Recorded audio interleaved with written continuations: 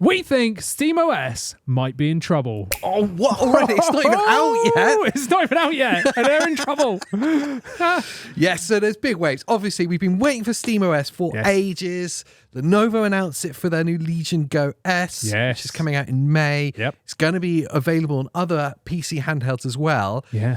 But at the same time, and we're coining the phrase, XboxOS is happening. Yeah. Oh, and I think we're kind of both agreed that the Xbox OS or the Windows handheld, whatever it's going to be called, is going to be a significant threat to SteamOS. In fact, it's going to be, let's just say, significantly better. Oh, I know you're going to hate me for it. Yes.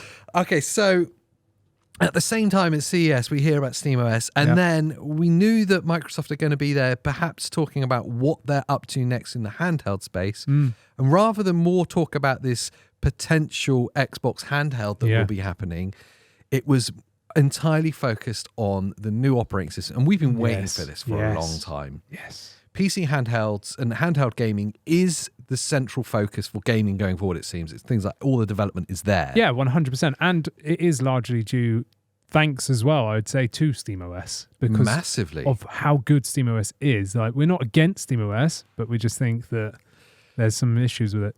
Well, yeah, I mean, there was inherent flaws with the Steam Deck already, and it not just the kind of hardware side of it being slightly underperforming in today's space. Yeah, but, like right now, But the fact that there was so much that you couldn't do because it was Linux based. Yes. Because you can't have any games that require any anti-cheat software won't work on it. Yeah. So a lot of those kind of multiplayer games are just off the table entirely. Yeah. And there's some developers that just abandoned it because of that as well. You look at GTA Online. Yeah, they just pulled They're support. just like, not for the SteamOS anymore. Yeah, sorry. because anti-cheat is there for Linux, but they just don't enable. It's down to the developer of the game to enable it, and I guess they're seeing that as more work or whatever, and going so they're just not bothered, you know. And also there is some compatibility issues with Proton and certain games as well. Usually there's ways around it by using different Protons, but it's not as compatible, let's say, as just native Windows. Now, for the majority of people, obviously there's some people that like the idea of this kind of free software thing and don't like the idea of Microsoft and all the rest of it. Yeah. But for the majority of people, the reason why SteamOS was so good and is so good on the Steam Deck and will be on the PC handhelds when they come out with it is its ease of use and its compatibility. Yeah. In the sense, it's just its ease of use. Yes. And the fact that you don't have to worry about updates. You don't have to worry about bloatware. It is just a console experience. Yeah, a real slimline operating system. And yeah, like you said, you never need to back out into the desktop if you don't want to. Yeah. You can literally just use it like a console homepage, Steam Big Picture mode, all day long, which is fine if you're just playing Steam games. And if you're just playing stuff that isn't online that requires anti-cheat. Yeah, but obviously then you're not just limited with the anti-cheat games, but obviously some of the other launches and stuff you're not going to be able to take advantage of. Or you can, but it's a faff to like We've get only running. just seen NVIDIA's GeForce Now app being native to Steam Deck and which SteamOS. is awesome. Yeah. And I guess we have to change the language we use. It's not just Steam Deck anymore. It's just SteamOS. SteamOS. Yes, absolutely, yeah. So it's because it's still so new, the infrastructure isn't there for things to be as widely supported. And so that meant that the only alternative we did have was Windows 11. Yes. Just the base Windows 11, which is not very user-friendly on a handheld at all. And when we look at the rise of handhelds that came after the Steam Deck, stuff like the Asus ROG Ally, and the Legion Go and stuff like that, every reviewer or every user issue was the fact that it was Windows 11 and that it was clunky to control. It was full of bloatware, which it is. And even though I'm a big advocate for Windows because I love Windows, I don't like the fact that it comes with all this rubbish out of the box on a handheld. I've said it dozens of times here. I've loved my experience with the Ally X. I think Armory Crate is an incredible bit of software. They've done really well. They've done really well with it. They've done really well. And my experience 99% of the time is amazing. But it is absolutely a negative experience every time I'm reminded that it's on Windows. Yeah. every time Windows reminds me it's there, which is very regular with any Windows device. Yes. Every time the update center pops up, like, oh, I've got to do an update. Yeah. Oh, because I'm lazy, I haven't gone through and deleted loads of the bloat on there. Yeah. Stuff will interrupt your console-like experience with reminding you, this is just a PC that you're using. Yes. And it's just a full version of Windows 11. Yes. That's not great.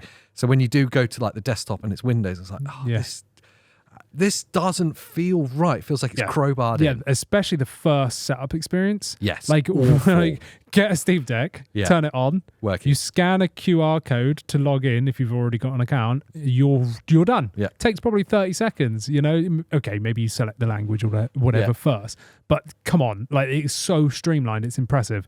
Turn on a Windows handheld. It's like, right, sign in with your Microsoft account.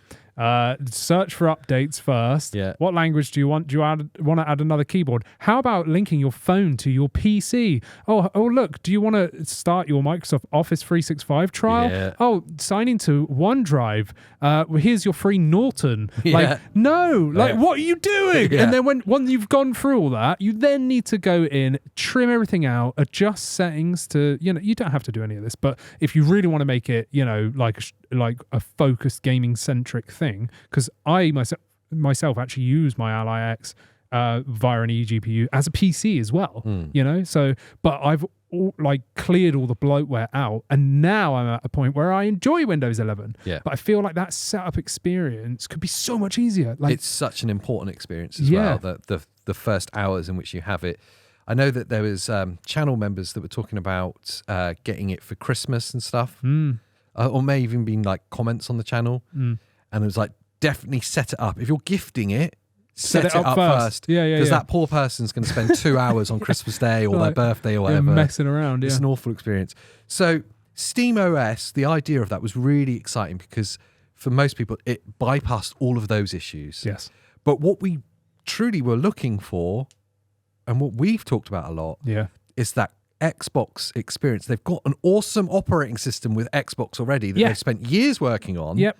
Why can't that just be on Windows? On Windows. Yeah. Why can't they take both and slap them together? Because Windows is incredible. You can do everything on Windows. Guess what, Andy? Yeah. They've done that. Hey! They listened to our podcast. They did. Did you know Microsoft listened to our podcast? Do they really? They do. They must have. They don't subscribe. Oh. That's a shame. We're coining it XboxOS. That's not its official name. I'm going to quote the announcement from CES. Jason Ronald. Yes. Microsoft Xbox hardware veteran. Ooh, there we go. There we are. I'm just going to do it word for word because it basically confirms everything that we want and everything that we've been kind of suspicious is everything going to that we predicted. Everything we told them to do. Exactly. We've been really innovating for a long time in the console space. And as a partner in the industry, it's really about how we bring those innovations that we've incubated and developed in the console space and bring them to PC and bring them into the handheld gaming space. Firstly, it's really important. Yeah. Because that's specifically talking about Xbox's operating system and how do we give that experience to people using PC handhelds. That's exactly what he said there. Yeah. It's about bringing the best of Xbox and Windows together because we've spent the last 20 years building a world-class operating system, but it's really locked into the console. What we're doing and what we're focused on is how we bring these experiences for both players and developers together for a broader Windows ecosystem. We're focused on really simplifying that and making it a much more console-like experience. Our goal is to put the player and their library at the center of the experience, not all the Windows work that you have to do today. Examples of this include removing the need for PC-centric inputs such as keyboard and mouse. Yep. And moving away from classic user interfaces like the taskbar and start menu. Exactly. And that is important. Oh, yes. Because of what that says is it's not just going to be the Xbox app in big picture mode. No. This is actually an extension of the game bar. Yeah, it's taking everything and melding it into one. Yeah. Where he's saying there about not being reliant on the taskbar and start menu and stuff. That means we're going to have like a Steam button, an Epic Games launcher button within an Xbox fronted full screen mode, and stuff like getting rid of the reliance on keyboard and mouse inputs one of the really annoying things with like the ROG Ally X now is switching between input modes. Yes. Even auto, it doesn't always work Yes. right. I don't know how many of you have opened a game and your controllers aren't working. And it's because you're in auto, but it's stuck in keyboard and mouse. You're like, oh god. Yeah. So you have to back out the get. You know, these stupid hurdles. If you get rid of it being keyboard and mouse first and make it like it's a controller input to start with, it makes it a game console. Yeah, exactly. And that also means you could dock it and start it with a controller. Yes. Instead of right now either needing Controller Companion from Steam, which is like from 2015 or something. It's a really old bit of software, or it might even be older than that. I think you said it was older than that when you installed it. So Controller Companion's an option, or if not, which is kind of fiddly, I've done a video on it, but if not, then you're bound to having a wireless keyboard and mouse. Yeah. So I've got one of those little like combos. Yeah. Like it's like a little BlackBerry touchpad thing with that kind of thing. And that's okay, but if we could start it up and literally log in with a controller or whatever, that would be wicked. Just with like a pin where you could just press, use the joystick or something. I don't know, but that would make it so much less PC-like. So yeah, there's a lot of kind of questions and there's a lot of excitement about this, but it feels like everything about it is so huge that it will dwarf SteamOS. Yeah, and because what they've also said there is they said about combining what they've done with Xbox with Windows. This isn't replacing it. This isn't going to be a new operating system. No. It's going to be a new face for Windows. And by the sounds of them focusing it as a games console specific, no longer are we going to get all the bloat trash on there, which you could back out and install if you want. But it sounds like this is going to be Xbox mode, and then you do a Steam Big Picture mode. Exactly. Where you go take me to the desktop, and then boop, you're now back into Windows 11, and you can install OneDrive if you're like wanting to, do harm like to yourself. Self-harming. yeah, exactly. so if that's what you want to do, then you can do that, and that's wicked for people that are using these systems as PCs like me. The thing that's interesting is that it's going to, and they talk about it a lot, and all of the focus with Xbox is about bringing Xbox to as many places as possible.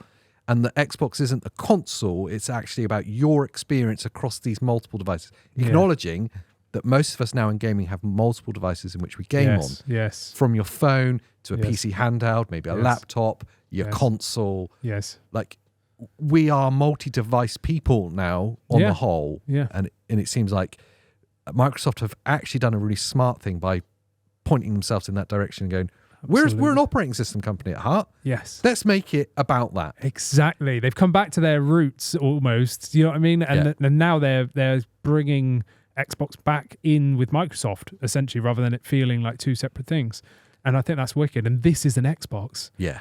The only question I have with it, as I'm considering it now, is does it limit the access to third-party launchers? No. Or not? No, because he's literally, that's what I was referring to earlier, because he said about the reliance on the taskbar, that is where all your third-party launchers are. That's what you have down there, isn't it? You've got your link to Epic, to Steam, to Uplay or whatever it is, and everything else. So do you think it will feel a bit like how Armory Crate is built? In the sense of like, you can go to your launchers, but actually your games will just be there in tiles. From any launcher. Yeah, because what he's saying is this is not an Xbox. So... well, is it though? This is my point though. Is if everything's an Xbox and Microsoft's ours, and that this PC handheld operating system makes it an Xbox. Yeah, I get what you're saying. Yeah, but think about this: does that open the door to Xbox having third-party launchers on it? Yes. Well, if they've done that, they've just won. Do you know what I mean? Like if the next Xbox has, it's a PC. Yeah, exactly. Yeah, but it basically is anyway. Yes. Yeah. So, if they do that, then great. I mean, I feel like on the console, they'll keep it locked down. Maybe. Because right now, the console is Xbox OS already. Yes. Do you know what I mean? It doesn't have Windows on it. But just fantasize with me for a second. That they put this blanket across all devices. So you could have Steam on your Xbox. Yeah, that would change everything, and PlayStation would be like a bit in trouble. But how would Xbox make money. Do you know what I mean? They're not making money on the console. Yeah, I don't know. They're making money on game sales. So if someone bought an Xbox and only played Steam on it and They'll never probably bought a lose Microsoft game, Yeah. then they're losing money. So that's why in my thinking, Xbox is still separate from this, and Xbox will always remain, in my eyes, Like very locked a down. locked down system with this is an Xbox just for Xbox games. Let's not confuse anyone or little Billy going, what's this? You know, like, and installing random stuff. Little Billy. Little Billy's great.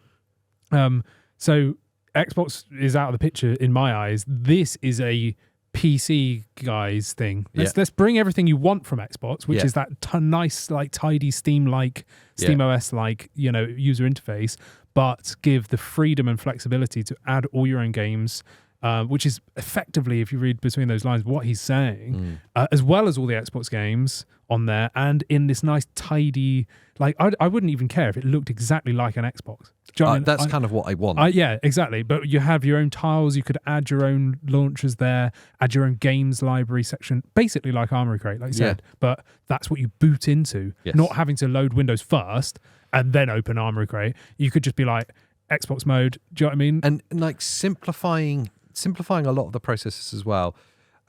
One of my biggest bugbears with Windows 11 on handheld right now is update times. Yes.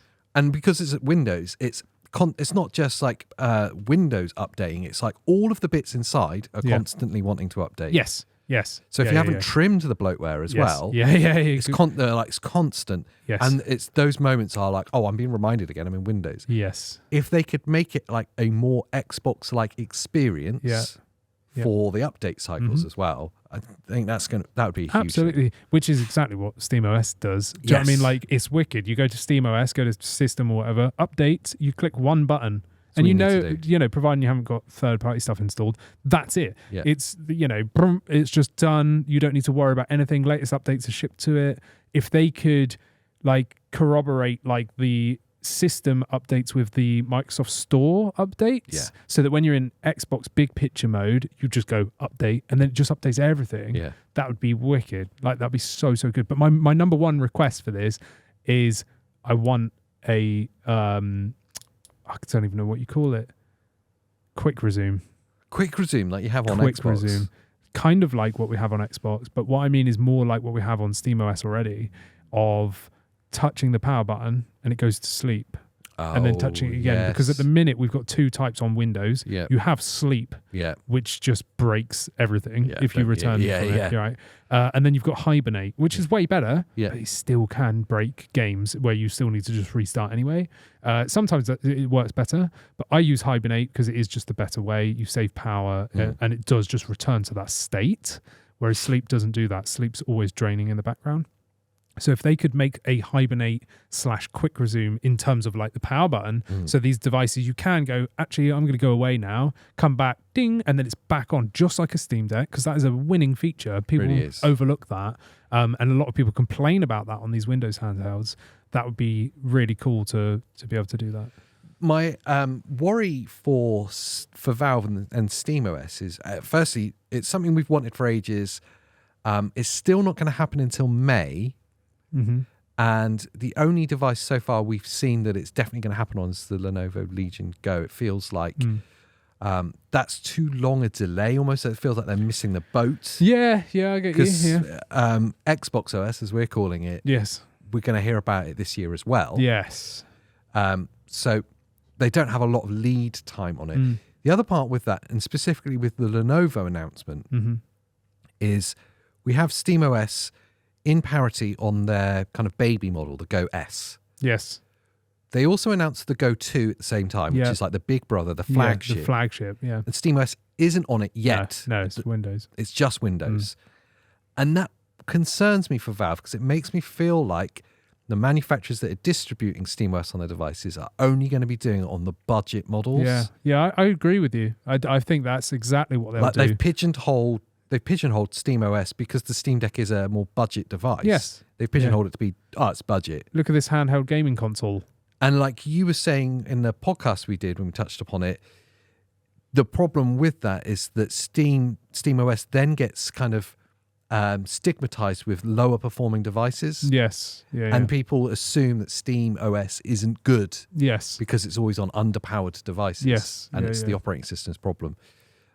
That's a problem that they're going to have Yeah, if that's the case. Yeah. I feel like, as I said in the podcast, the people that would be aiming to buy the flagship models of any of these PC handhelds that are expensive, there's no doubt about it. You know, looking at like up to $1,100 for some of these, or more. Acer. Yeah, or more if you're going down the crazy route of all those random janky ones that come out every week. But yeah, so you know they're expensive. I feel like the people that are more inclined to buy the high-end models probably have a bit more know-how, and they're just going to install SteamOS themselves. Yeah, fair. But yeah, I agree with you. People that are none the wiser will be like, why is my thing not very good? Do you know what I mean? And they'll probably attribute it to being SteamOS. Yeah. And there's also then the kind of wider kind of so much of marketing still, so much of how things are promoted is word of mouth. Yes. People like us spreading word of mouth, but it's also people to people. And yes, the first adopters are always the most knowledgeable, almost always. And so they're probably, if they're buying the flagship model, they're probably going to buy Windows, the most knowledgeable. Maybe they'll sideload it or whatever. But if they're spreading the word of it's only available on the budget devices, it's not very good, then that's the rhetoric that is spread. Yeah. I feel like SteamOS is going to do really well. You know, I think so many people ask for it just because they don't like the clunkiness of Windows. 100%. But there lies the problem. Yeah. And that's why I think SteamOS is going to have, you know, potentially an issue there, because as soon as Microsoft get their stuff together, which they finally got their head out of the stand and gone, oh yeah, let's do this. Well, we've already got an operating system. Yeah, hang on. We're like one of the biggest operating system companies in the planet. Yeah. You know, so now they've realized what they do.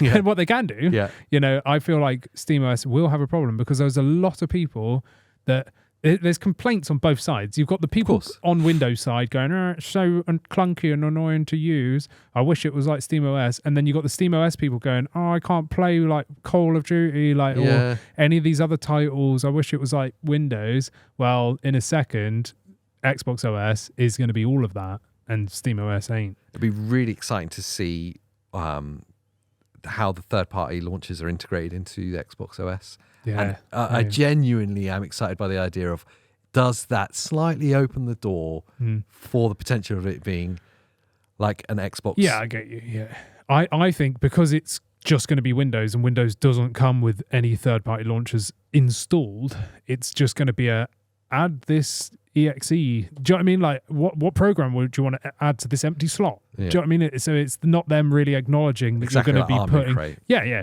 It's not them acknowledging that you're actually going to be putting Steam or Epic or, you know, whatever it is there.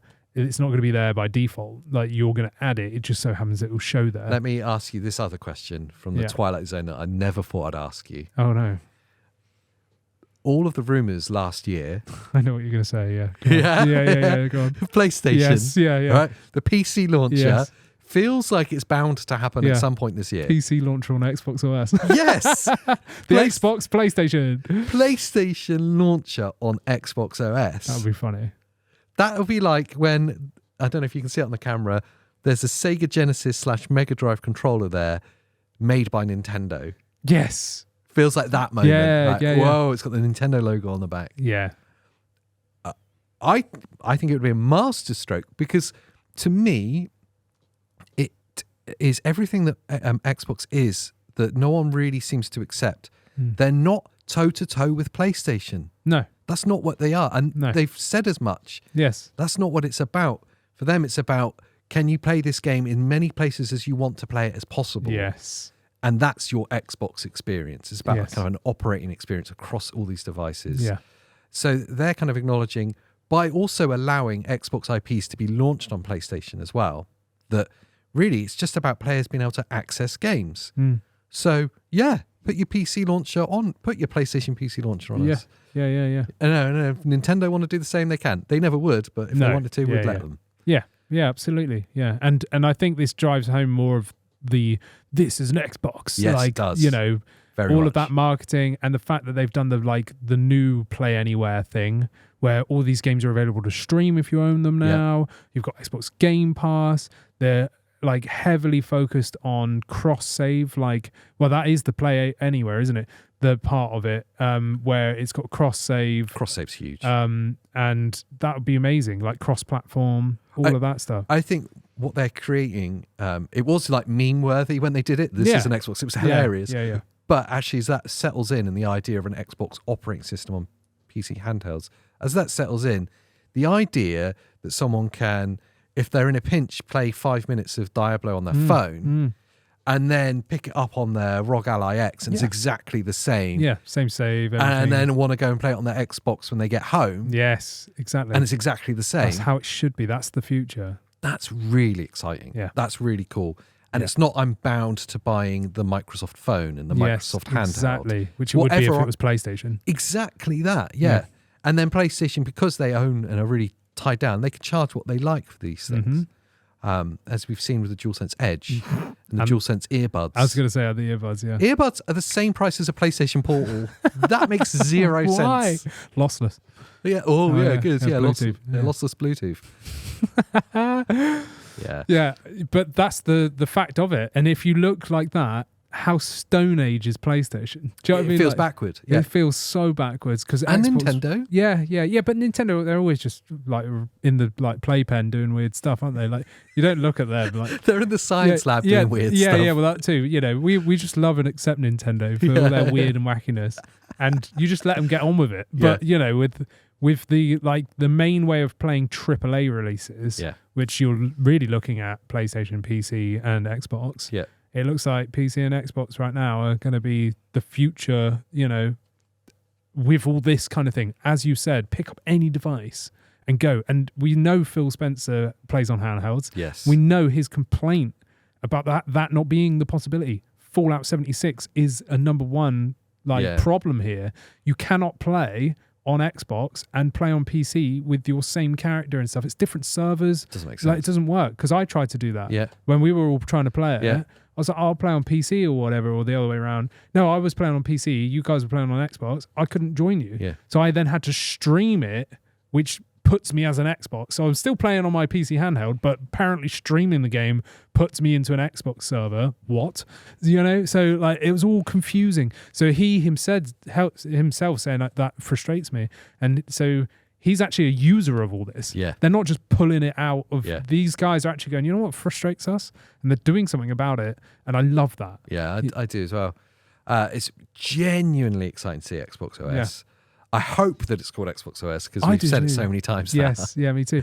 But whatever it is, I just love the idea of having my Ally X, booting it up straight into Xbox land with all my launchers, any programs. There might even be like a Google Chrome like that you could click and then it just pops it up.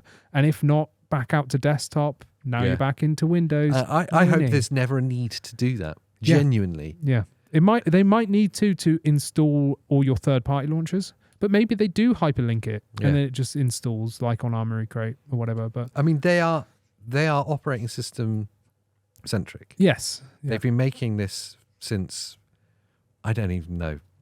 My first experience of Windows was 3.1.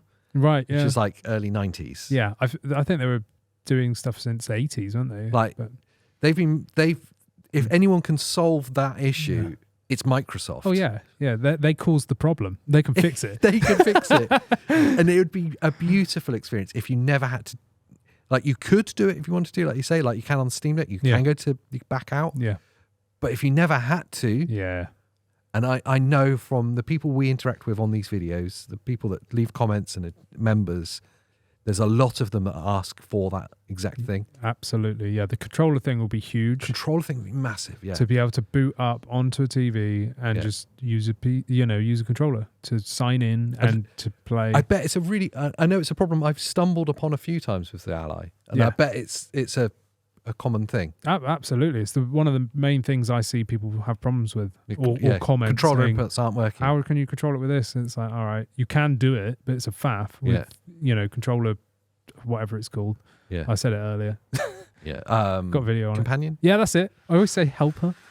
What's the same kind of thing? But if they search for that in Steam, it's not going to pop up. Yeah, is it's it? not. No. Anyway, I'd love to know what you guys think down in the comments. As always, and whilst you're down there digging around, like the video and subscribe. Yes. And what else is there? There's something else to do. Is there something else to do? Yeah. Members? Yeah. Oh, yeah, there's members. Questions? Oh, there was a question, that I forgot. So we try and do members questions. Members Q&A, then we forget the questions. And we every always time. forget, so we never do it. But this time, it's about the overhyping of SteamOS and Bazzite. And when it's not compatible. Yes. So we've got a member, Crumply Pork, who's very upset about SteamOS and Bazzite. I have to say, my own personal experience of Bazzite weren't great. Like, it was a massive pain in the ass to install. Yeah. Like, real pain in the ass. You need an external mouse and keyboard. Yeah, that's not great. No. Yeah, wicked. But anyway, and then it just kept failing to install. I love the idea of Bazzite, okay? Yeah. And I think why people were excited is that it gave them a glimpse of what SteamOS could be. Yeah. And the fact that it's a free development and it's just a kind of offshoot of SteamOS and it's being made by the community, I think it's an awesome thing. It's brilliant. But because of those things, it's less than perfect. Yeah, it's not an easy setup. And which means for most people, the kind of people that want the SteamOS ease of experience is too complicated. Yeah, the Bazzite thing's not for them. And it's janky. I had issues with it. Yeah. But I understand exactly why people want a Linux-based SteamOS, you know? So I don't see that being overhyped if you're somebody that just wants to play Steam games, maybe single-player games, retro games, whatever you're doing, or multiplayer games that don't require anti-cheat. But absolutely for someone like me, which is someone that's been PC gaming for over 20 years, and I've got games everywhere, you know, on every launcher, and I play a lot of multiplayer games that require anti-cheat and stuff like that. Windows is the best for me, and that's why I'm so hyped for XboxOS. Yeah. So, hopefully this whole episode's kind of answered your question. It really is, yeah. So, let us know. Yeah, do join in the conversation down in the comments down below, and consider joining channel memberships as well. You get to join our Discord, ask us weird questions, and we won't answer them on video. No. Of course, consider watching some more videos from us. Smash between our faces. Yes, we're going to be covering loads that's come out from CES recently as well. It's kind of sparked some bigger topics we want to deep dive into. Indeed, how Acer have failed miserably is going to be my favourite one. Yeah, I'm looking forward to the thumbnail on that one. Yeah, I guess that's it then, isn't it? It is. Yeah. Until the next time. Bye.